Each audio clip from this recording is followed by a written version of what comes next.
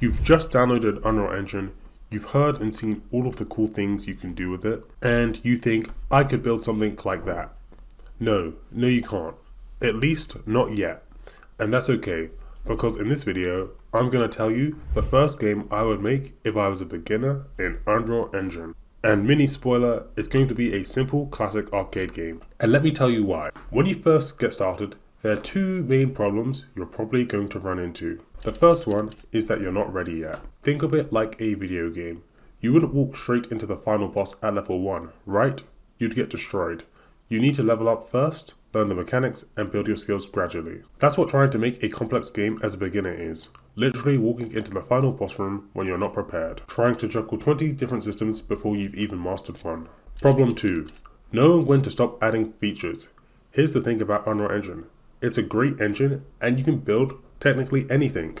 Although just because you can build something doesn't mean you should. You see this all the time.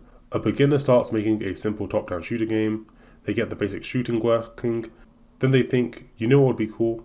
Let's add a crafting system. Then they're like, you know what would be cool? Let's add some smarter AI. And they continue to add more and more features. 3 months later, they haven't finished a single complete gameplay loop. They're drowning in half-implemented ideas. This is often known as scope creep. It's not a lack of talent that kills these projects. The games I'm going to recommend you first build, they're your level 1 training grounds. They're so constrained that you literally cannot make them bigger without breaking what makes them work. This isn't a limitation, this is a safety net. And I'll tell you why I'm going to recommend these games. When you have a playable prototype of your game, so you can do things like move around and shoot things, you may think, hey, I'm almost finished making my game. Although you're not. You're about 50% finished. Here's what's still missing. You probably need to set up a main menu, a settings menu, audio menu, a pause menu, winning your game, losing your game, a simple tutorial system, exporting and packaging your game, taking screenshots of your game, uploading it to itch or Steam, and so on. There's a lot of extra stuff kind of outside of making the game that you need to do, and because it's not really that fun and can be sometimes frustrating, a lot of people can end up quitting at this part. But I do think this is an important skill. So here's my advice. Pick a game so simple that you can breeze through this other 50% of game development, because this part is still important to know. Because you need to practice finishing. You need to know what done actually feels like. Otherwise, you'll be trapped in the I've almost finished my game forever state. Constantly starting new projects and never shipping anything. The arcade game advantage. So the games I'm going to recommend that you should build for your first games are arcade games from the late 70s and early 80s. Those are the perfect learning projects, not because they're retro or nostalgic, but because they were designed under constraints. Back in the day, limited storage back then meant you couldn't have save systems, limited processing power meant that enemies couldn't have complex AI, arcade business models meant quick sessions with ramping difficulty instead of level-based progression. Those constraints accidentally created the perfect training wheels for learning game development.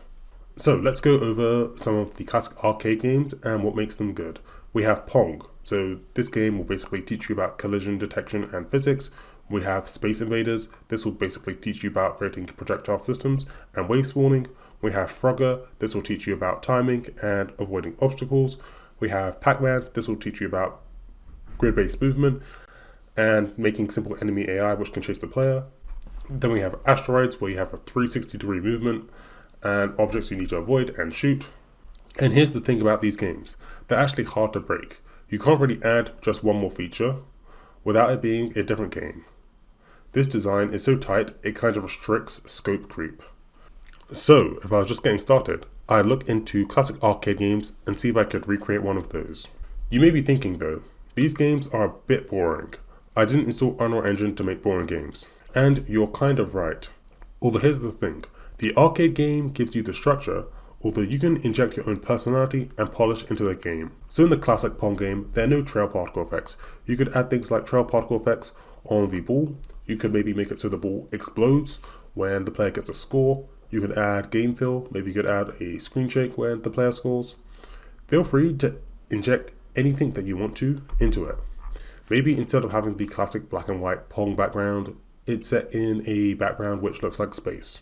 You don't have to just create the classic arcade game, you can inject a bit of your own personality into it. And by doing that tinkering and playing with the game, that will actually help you develop even more skills. And here's what I want you to understand.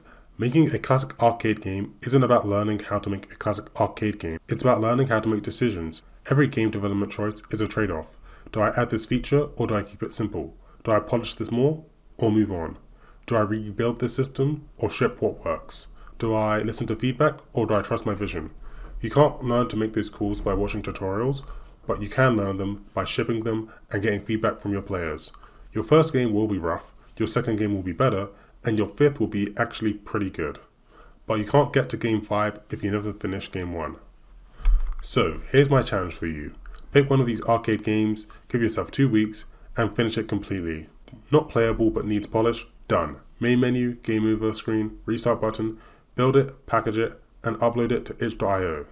And if you want step-by-step guidance on building projects like these in Unreal Engine with proper blueprint structure and avoiding common mistakes, I teach this all in my Unreal Engine masterclass, which will take you from beginner to competent game developer.